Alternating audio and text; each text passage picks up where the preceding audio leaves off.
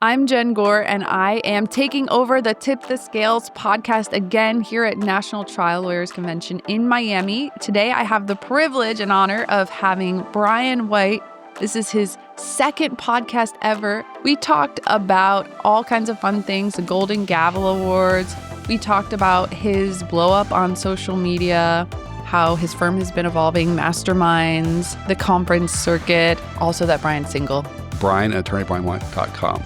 Join us for this amazing conversation. We have some fun on this episode.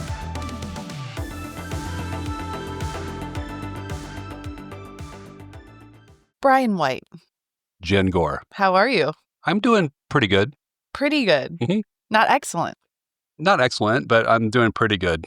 I feel like that's your typical answer you give me. I mean, I like to be optimal. It's like a sports car. Sometimes it's like, it has to be like in perfect working order, or it's pretty okay. You have high standards. That's right. Mm-hmm. High standards That's for right. your life. That's right.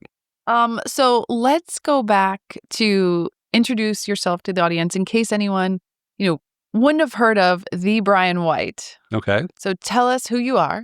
Well, my name is Brian White, and I am a lawyer in Houston, Texas. I do personal injury.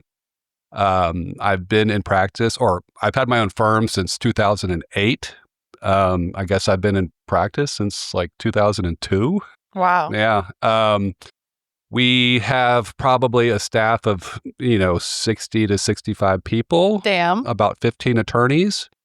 And Grown a lot since I first met you a couple years ago. Explosively. Yeah. It's great.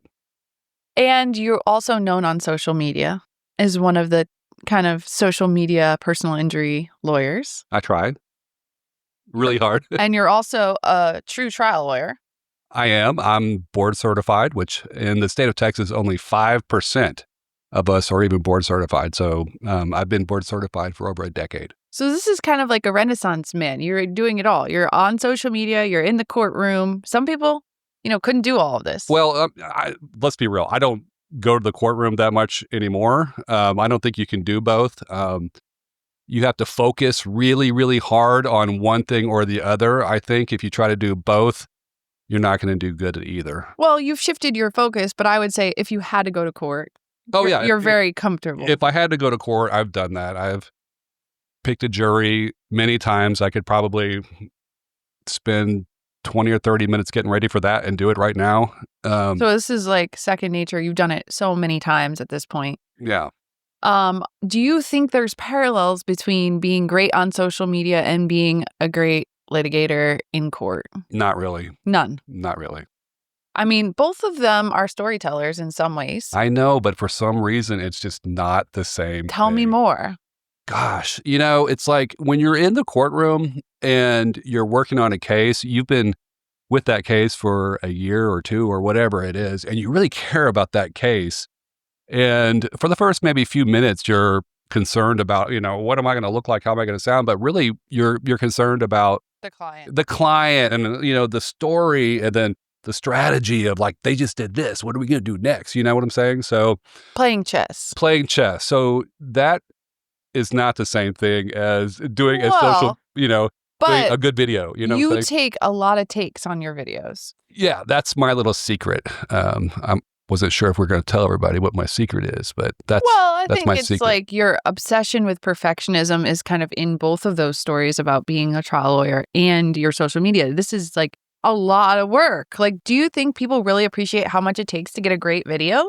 No, absolutely not. In fact, people that work for me, like whenever they first come to work for me and they're like, oh boy, it's time to shoot some videos, and then by like the end of the day, their hair's all messed up and they're like, you can tell they're like, why am I working at this place? Like, yeah, that's what it's really like, sucker. It's a hard. 4-hour shoot for a 30-second video? We only got like 2 videos.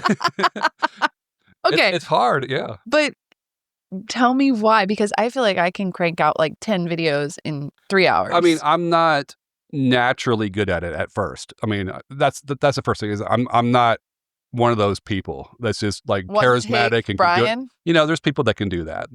Hollywood actors or whatever. I'm sure they can do it. But I am not that. But then what I do is after every take, I will go back and I will look at myself. Like, I don't have them. Scrutinize. Yes, I don't have them be like, yeah, that was pretty good. Why would you do a bit? No, dog. I'm gonna go see because, I'll catch things Like what? that they won't see. Just the way that A you say hair a out of word. place? No, it's like, you know what? It would be better if I kind of like said it sort of like that and then kind of hit that. And other people I have found don't have that same eye. So Director. true. That's You basically need a it. new director. So talk to us about the persona. Because you go into character. We talked a little bit about this. We've talked about it at many conferences, but Mhm. how did you develop that persona that you show up on social media as? It's not just one persona, actually. It's I mean, multiple yeah, it's personalities. kind of based upon the type of video or whatever it is that I'm trying to do. It might be different. So I don't have like a, I'm going to turn into Captain Steve or whatever. I don't, whatever it is, the person, it's more I'm No trying to, alter ego here. no, I don't have that. I know the people that do that, and that's kind of like a safety net for people. Yeah, but I feel like it's like always wearing a suit. So I think that is like branding. Correct. So it's But you're not not wearing that today. necessarily true. You might be throwing people Well, off I right thought it now. would be like, whoa, he's wearing a green shirt. It's Yes. so Very crazy. different. Yeah, but I mean, I think it is important to, when you do video, to show people what they're expecting to see, like And with that's respect to that. what people want to see in a lawyer. Exactly. Somebody in a suit. What do you think, like, the suit? Like, I am such a believer of that principle, too, is like I've seen always that. be overdressed. Yeah. Like especially as a woman, for me, but you've really leaned into that in your videos. Like, it's always like the same type of suit. Yeah, it's always a blue suit, white shirt, and a red tie. Very patriotic. I mean, but it just like stands out. It pops. You know what I'm saying? It's like if you're hungry for Italian food and then they serve you Chinese food at that restaurant, you're going to be like, blah, that's not so good. But even if it's really good Chinese food, that's not what you were expecting. So you've leaned into being the lawyer people probably have in their mind. Yes. Okay. Yes. And this lawyer is also kind of commanding, right? Sometimes, yeah. And what else is like the criteria that you think like people associate with, this caricature? Well, you want to see, it's not really a caricature because you want to sort of like be authentic. You are. You know what I'm saying? You want to be trustworthy, which I think is a fighter. By being authentic. You want to be, but like everybody's a fighter. Everybody's a fighter, right? Yeah, but your I'll fight videos, for you. like you always talk about like justice and like getting justice and like this is not right. What happened to this person? And I think that's what people want to hear from a lawyer, right? They do. But I think a lot of people get caught up on the "I'm going to fight for you" thing. You know what I'm saying? Oh, It's so I know. overdone. It's so overdone. I mean, it'd be so much better to, in my opinion, to have humor or to be extra educational. But I find your videos very funny. Well, that's because I am funny. You're funny. Yeah, I mean, I'm pretty funny. I think I am. So it's what I'm saying. Like, I don't think the videos would work as well if there wasn't like the knowledge that this is kind of funny too. True.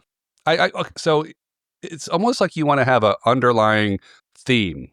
And one of those things is humor for me. Yeah. But it's like really hard because you don't want to undermine your credibility. It's such a fine balance. Such a fine balance, and sometimes I'll put out something that undermines credibility. Maybe, like, pull it. No, actually, because it gets such reach. So, yeah. So I'm like, okay, this is getting a lot of eyeballs, sometimes millions of eyeballs. So I'm like, so hard. maybe I'll put that out, and then maybe in 6 months they'll forget about that. They'll just remember what they saw in the video. They don't remember what what it was about. So maybe they'll remember my face or, whatever. And then I'll start hitting them with more credibility inducing content.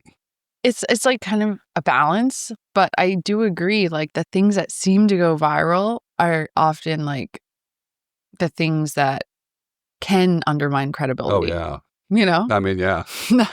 Yeah. But you also want to humanize yourself. And, you're a lawyer, you're a human being, you have a sense of humor. Mm-hmm. So let's talk about where we met. Okay. We met back probably in 2021. It's now 25 Atlanta. conference. And Maria. We all met at the same time, actually. Well, actually, before, I think she introduced me to you. Yeah. So she had already met you, and she was telling me before, she was like, hey, there's someone I want you to meet. Oh, really? She's a real up-and-comer. I was like, okay, let's go meet her, you know? That was like Yeah. my first entrance into the conference scene. Yeah. Think about how much has happened in these years. I mean, especially for you. I mean, golly. For all of us. Yeah, that's true. It's been good. Productive. Productive. Absolutely. What would you say to people who are like, why, Brian? Why do you go to so many events and conferences?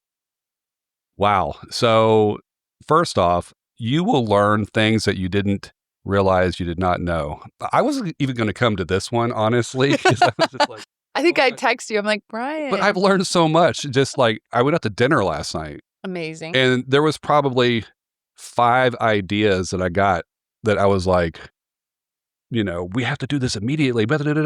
So number one, you will pick up things. And when you're at home and you're like, God, this attorney seems to be like all over the place and he's coming up with all this stuff. 9 times out of 10, he's getting it from somewhere else. True. And this is like where you get that kind of information. It's like an opportunity to be around ambitious, like-minded individuals. It's lonely sometimes growing your firm, don't you think? It is. Yeah. Yeah, it is. Especially because competition is so hard. So like, I hate everyone in Houston. Like if any of you guys are watching, I freaking hate you because you copy me and you suck. And by the way, your clients are always calling me like, can I hire you? And I'm like, why didn't you just call me in the first place? So this is the type of viral stuff you put out there. It's true though. So we met at some events. Then we got into some masterminds. True. And I remember this one mastermind, I was in it and I called Maria and I was like, you got to get Brian to join.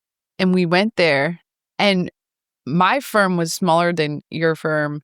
Your firm was growing a lot. We were both growing. Yeah. But like the mastermind we were in.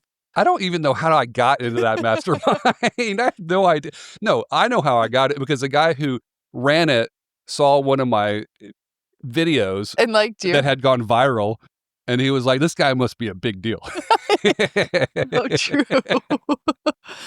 So you were brought in as the social media lawyer out of Texas. Yes, exactly. To teach the old dogs new tricks. True. Yeah.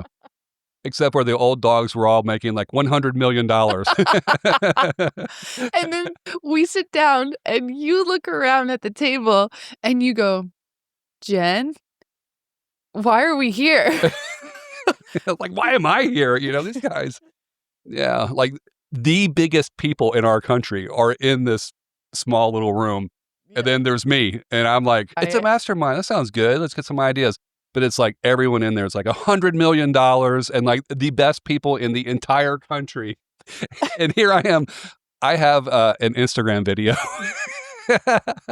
And I'm like, and then I told you had to do a presentation. Yes, which I knew I didn't. You were just, you always do that too. I like to push your button. Yeah, it's true. It would have been terrible. I don't even know what I could have said at that point to anyone. And then, you were like sweating. You started hearing all the ideas and you're like, I got to do all this stuff, Jen. Yeah. What am I doing? Why am I, what? And I think these groups, they push you. Yes. I mean, that one in particular, I had a list of probably 30 things or something like that. It's, you can't do that. Unachievable. I mean, it was just like, and it took a solid year just to implement what I learned from that one in some small degree. You know what I'm saying? But it was mind freaking blowing. Yeah. And then we went and we were in another mastermind after that. Mm-hmm. And I think like each one we kind of picked up different things. I feel like you really got to know people in these groups. Yeah. And people were sharing, which is like not common in our typical market. Mm-hmm. And then after that, where else did we meet? I just started seeing you. You started getting on the conference circuit. Yeah. I just would go because number one, I liked Maria. You did. Yeah, Big fan. and She helped your firm so much. she really did, and she continues to. So I would go if she was speaking. To support? Yes. So smart. Yeah, and You viewed LawRank and your partnership as a partnership, 100%. which is, I think, is a differentiator. Yeah, I mean, because if I'm doing well, which I was doing, and I was getting better and better and better, and she was helping me in some part, well, then I thought it'd be a good idea for me to go there so that people could see that. You're Could like see that, the work. Yeah. and then that helped me get into mastermind groups that I would have never gotten into, and it's all just been like building on Cumulative. itself. Yes. I feel like me and you are her favorite. Like 100%. Don't you think so? we're like, Don't you think so? I mean, yeah. I think We're so. gonna claim that title. We're Maria's favorite male and female in the industry. I think so. We're here for you, Maria.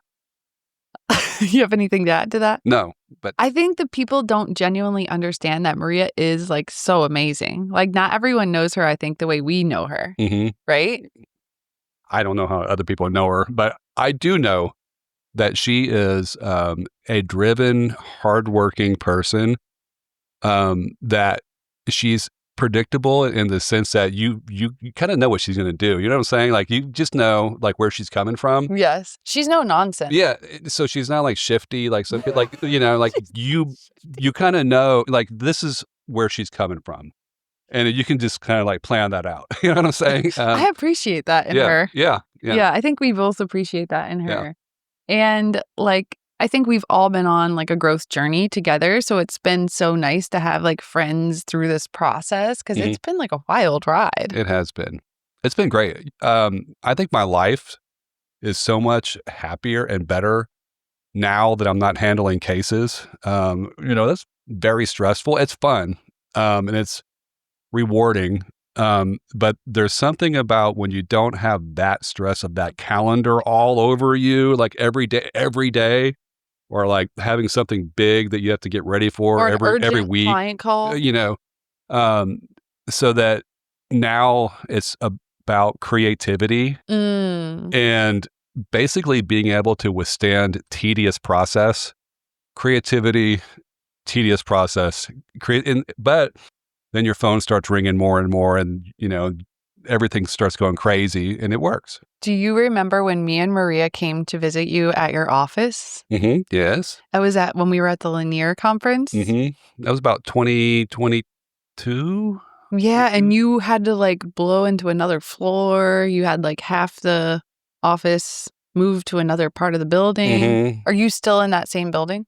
I am still in that same building. We have more space in that building, like a lot more space.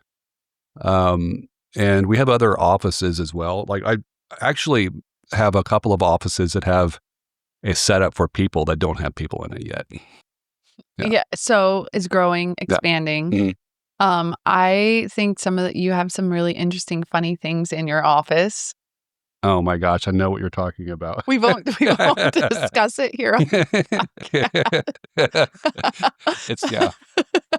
I'll just say that it's a picture of my ex-wife. Okay, you said it. With a little drawing of a devil on her face. I have the photo. But it's just so funny looking that I had to keep it. It's so funny.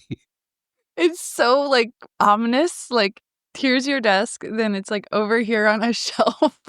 And it's like, oh, what's that? Her face is all like smiling and then the little devil horns. But I remember like that made me like laugh so hard. It's hilarious. Like, looking. what do people say? There's something about just how it is that looks. It's just so funny looking. So I just have kept it for like 12 years. Did you create it?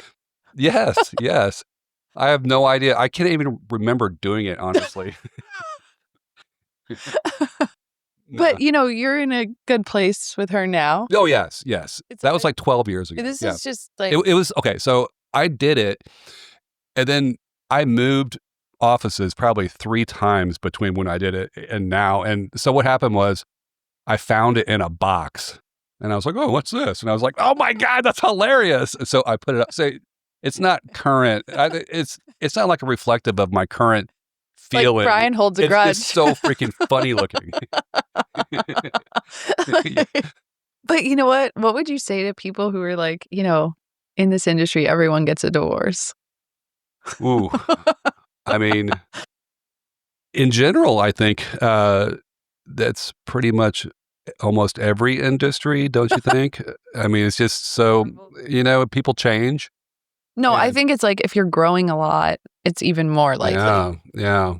I think because when you do grow, you change more and kind of get alienated from your partner, or they get jealous, or whatever it is. This is dark topics. Yeah. Do you remember that time where we used to take pictures all the time and everyone used to think that I was your girlfriend? Yes, I do remember. And I think it was even someone that like maybe a family member of yours or something said actually, something. I did get a text from a family member that thought we were dating. I was like, oh my God. And it's so funny because like we were always taking pictures and we never thought like, oh, no big deal. Mm-hmm. And then you started getting people harassing you. True. That's true. When you're Maria's two favorite people, it's hard over here. When you look like this when you look or like that. Like us. I mean, so silly.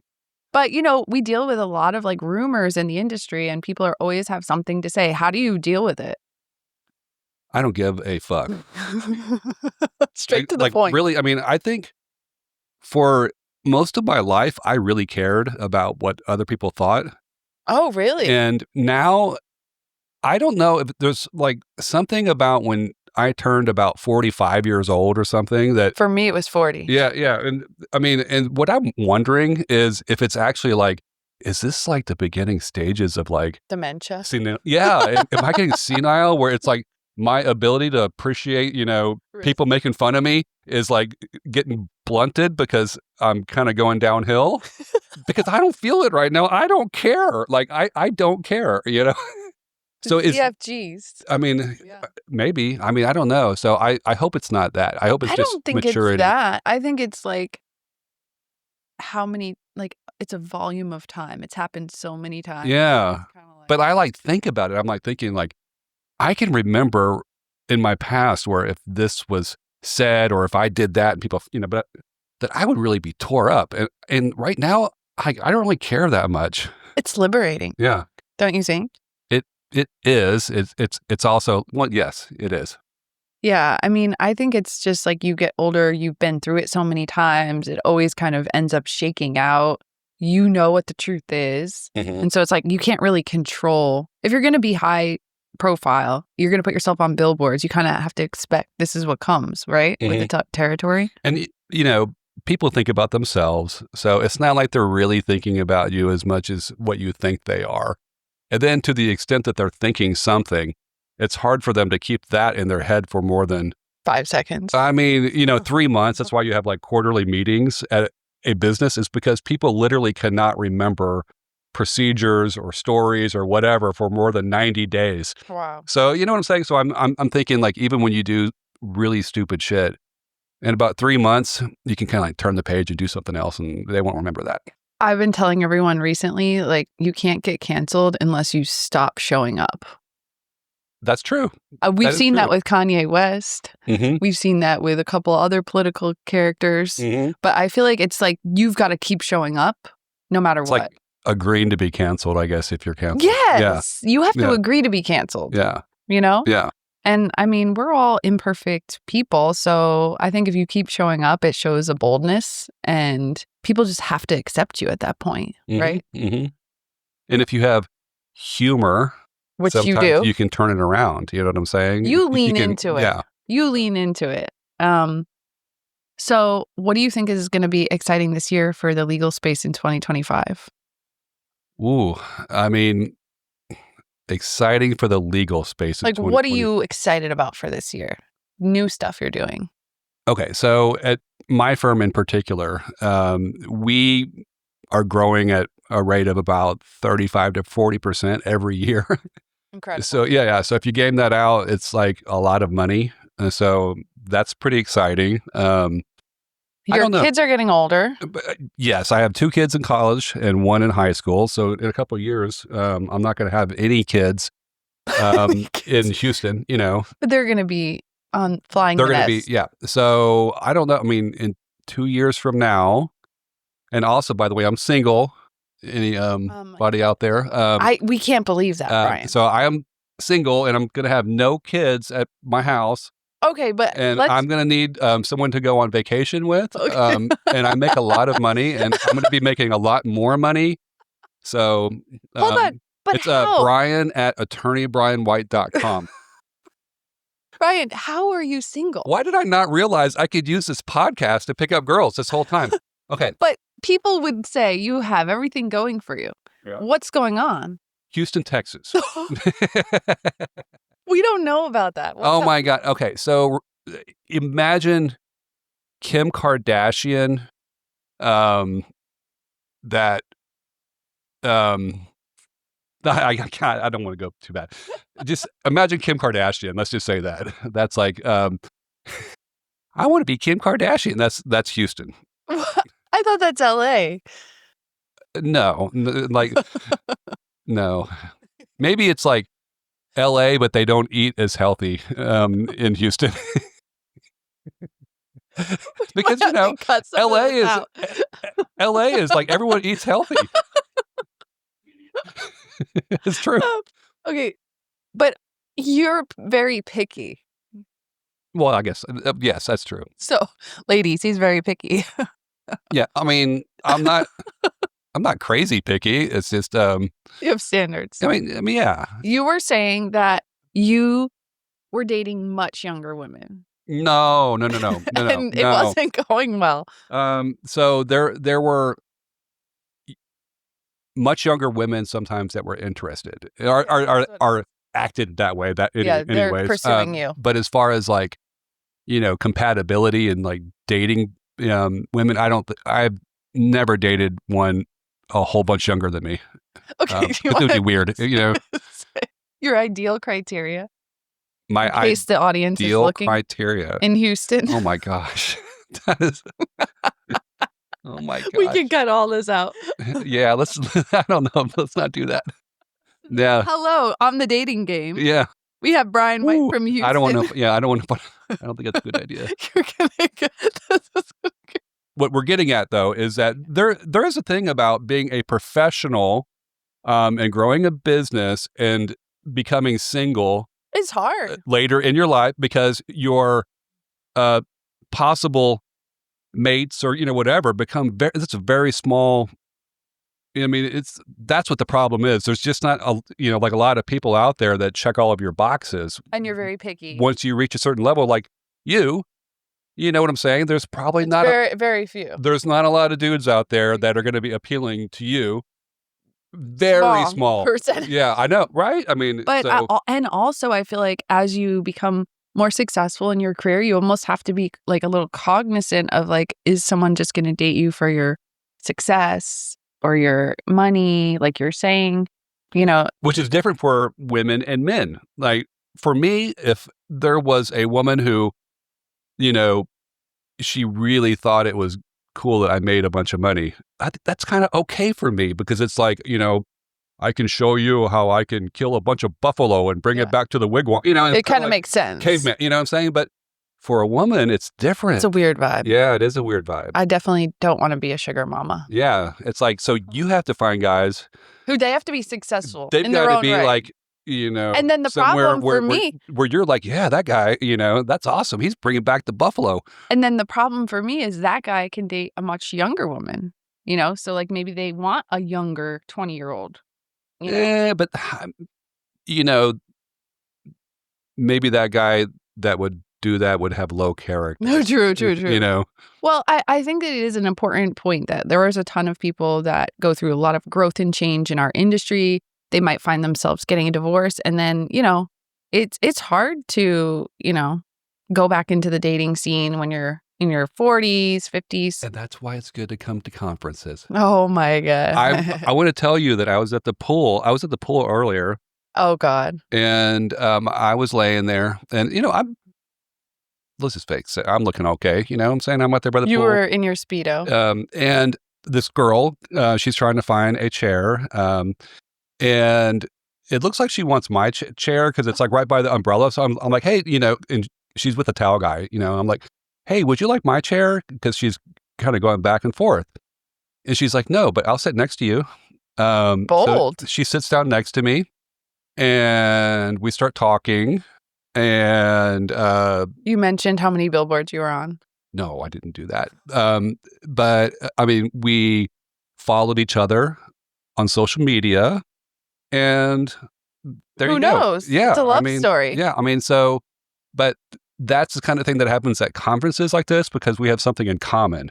Oh, she works in the legal industry. Yes, she's here for the conference. Got it. So it's like if it was in Houston and I was at some pool, it would be real cringy, like some girl sitting next to me, and she'd probably be like the same way, like, who's this creep? You know what I'm saying? But because we're all sort of like in the same boat, it felt pretty normal. Like, hi, what's your name? And she was like, my name is, what do you do? I'm like, so do I, and so community. We have a great community. That's a good word for it. That's right. I don't know if we should encourage people to date in this community, but well, I'm just saying that there is synergy, and there are people that will become single because of this job, and there are other people because of the hours that will understand that may understand it.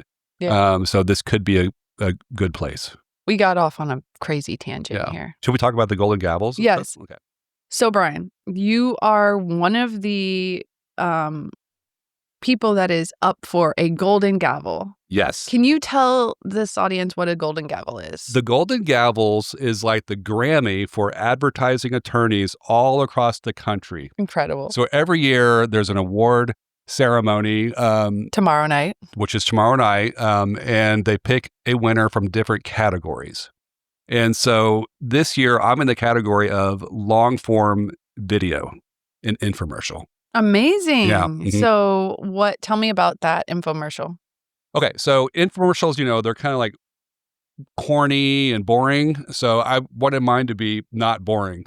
I think it's still a little bit corny, but so you might have achieved that if you're in the running. So in mine, it's shot in a studio, and it looks very formal. But then while I'm sitting there, my phone starts ringing. Like I've accidentally let my phone ring. I'm like, oh my God. And they're like, Brian, your phone is ringing. I'm like, I know, but let me just put this on speakerphone. And then it's a person calling and they're like, I just got into an 18-wheeler wreck. And I'm like, I'm so glad that you called, and, I'm going to put you on speakerphone. And so we go through a whole call. And then there's a point. You're so creative. That's a creative. Well, I was thinking like, okay, infomercial is very long, but people are used to social media. So about every 3 minutes or so, you have to have something that's a hook. So it's like every 3 minutes, there's a hook of something out of the usual. So there's a part where I'm like, hold on just a minute. I've got to go give my client a settlement check. And the woman that I'm there is like, what are you doing? Oh my gosh. And then I run out of the set. And like the camera has me like running. It's like, what's he doing? And then I'm at my office and I'm handing a settlement check to someone. And then she walks out and the check falls, as she's walking out the door. I'm like, you forgot your check, and I start to run after her. And you could have been an actor, Brian. Cue the Mike Morris type thing. Yes, so she gets into her car and I'm like chasing her car down the road. And then an ambulance pulls in right behind her. So then I'm like running behind the ambulance and her car. And then there's people that are videotaping it. And it goes viral, in my infomercial while I'm on break. Oh. So then I come back to the studio and I'm like, and they're like, what have you been doing? Because it looks like I was chasing an ambulance. I think you have a good chance of winning this. I mean, I think I should win. I haven't seen everyone else's. Did they call you and ask you if you were coming? Because you have to be present to win. I mean, I don't know if they called me or not. I can't keep up with that. But I'm sitting at the table with the people who made the video. So did you come last year to the Golden Gavel? Yes, I got beat by somebody. Oh, really? So you're coming for blood this year? Yes. We're excited. So you are nominated for what? I was nominated. We won last year for Best Social Media. Yes, which is very impressive. That was like shocking. We were like, we never expected to win. And then, it actually created a lot of credibility for us. I bet, yeah. People really take that seriously. And then this year we have a couple nominations for like our client welcome box and some other stuff we've done. And I think we have a good chance. I think this is like really rewarding creativity and legal advertising, and I think you have a very strong point of view. I feel like I've always had a strong point of view. And I'm glad that there is this type of award. Oh, yeah. I think it's great. So let me ask you about your box. Is it like merch that's in the box that you hand out? It's like a designed box, and it has a blanket, and it says, Oh, I see. Okay. So it's creative, and when you open it, it's got like some about the firm, and the box is really aesthetic. So does the blanket have any kind of phone number on it or anything that they use, or I mean, with it's your got logo? branding. Okay. But we always try to change it up every year. We don't want to do the same things over and over, but That's a good idea. It's good. Yeah, because people will keep a blanket for years. And it's like we got you covered. That's awesome. Yeah, that's a good idea. But yeah, I mean, we got some of these ideas from some of the groups we were in.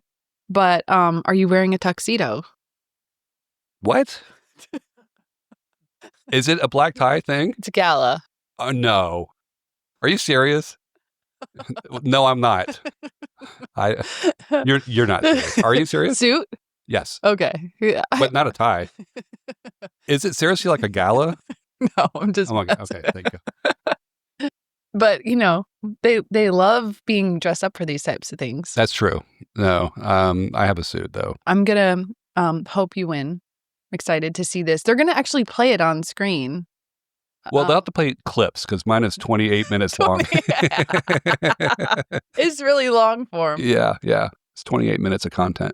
I mean, that's hard to do. Okay. It's like a movie. It was surprisingly easy. No, honestly, we went to the studio and they just started talking, but really what they did was editing. Yeah. Their editing was like amazing. Professional. It was so good. Like there's parts where I know that I'm about to stutter on a word or something, and like somehow they're able to edit around that, and it just keeps me looking perfect. So true. Good editing, good lighting. I mean, everything about it was very professional. So it was actually very easy. But what's really good about an infomercial is that it allows you to really solidify yourself as an expert on whatever it is. Yeah. So 18-wheelers, you can really get into some of the stuff. I hate some of the stuff we go to. It's like you just feel like they're hitting the highlights and not really getting like deep into the topic. Which you can do in a 28-minute long video. And if you keep it entertaining, then people will actually watch it. But I think it's very effective. Yeah, but not everyone can be as entertaining as you. Like, that's an art to that. Well, I think if they just will be themselves, that's fine. Unless themselves is a boring slob, then be somebody else. But mostly everybody can just be themselves, and people will say, you know what, I trust that person. And they seem like an expert on 18-wheeler. He seems to know everything about the federal motor carrier safety regulations. That's who I call. You've been on top of a truck? No, that's a competitor. And I feel like that's like a known thing in the trucking industry is to like stand on a truck. They're all doing it, but yeah, I have the big competitor or the big guy in my market. That's what he does. You do the cowboy hat on a billboard? I do that for the rodeo, which it's almost rodeo. So I might just do that here in a few weeks. Yeah. Were you born in Texas? I was born in Texas, outside of Galveston. So you're a true ride or die Texan. Well, I moved around quite a bit. 3 different middle schools and 3 different high schools. Because when I met you, I didn't think you had like a Texas accent the way I would think. I think this is the way that we talk in Houston. There's people up in Dallas that have a completely different, that's an accent. Yeah, I feel I don't have an accent. No, you don't really have an accent to me. That's why like a lot of people will say, oh, like, are you from Georgia? Like, I don't feel like I have a really thick... Oh, that's true. You don't have what I hear sometimes. We're all watching Netflix, so... It's because we all... that or because we all come to conferences and we're all starting to speak the same now. Well, Brian, we're going to go head downstairs to the National Trial Lawyers Summit kickoff. So thank you so much for coming on. Thanks for having If me. you liked this episode, go ahead, comment, heckle Brian, share. Brian at attorneybrianmoy.com. And we'll see you on the next episode.